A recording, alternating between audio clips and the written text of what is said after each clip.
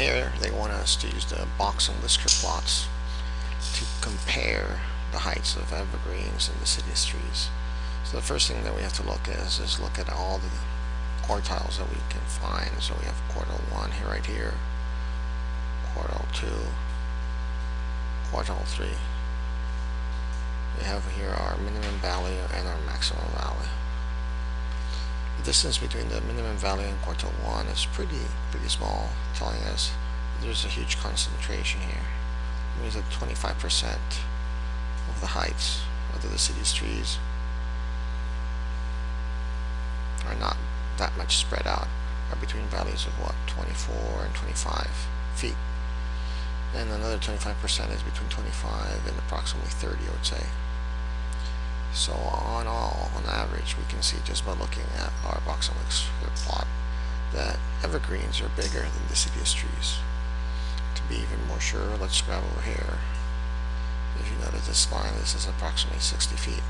I can notice that 50% of our evergreens are taller than 60 feet, or 60 feet and taller, whereas only 25% of the deciduous trees are that tall. And instead we can see that 75% of the deciduous trees are smaller than 60 feet,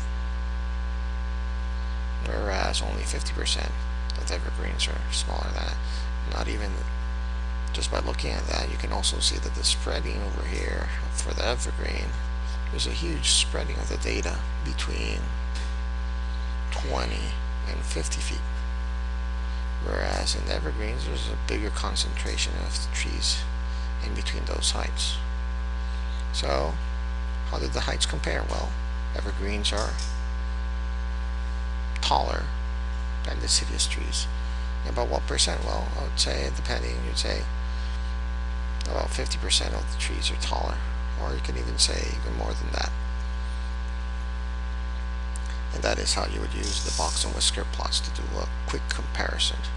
Just by looking at them, it gives you an idea of the heights of the trees. And this is why we actually use box and whisker plots.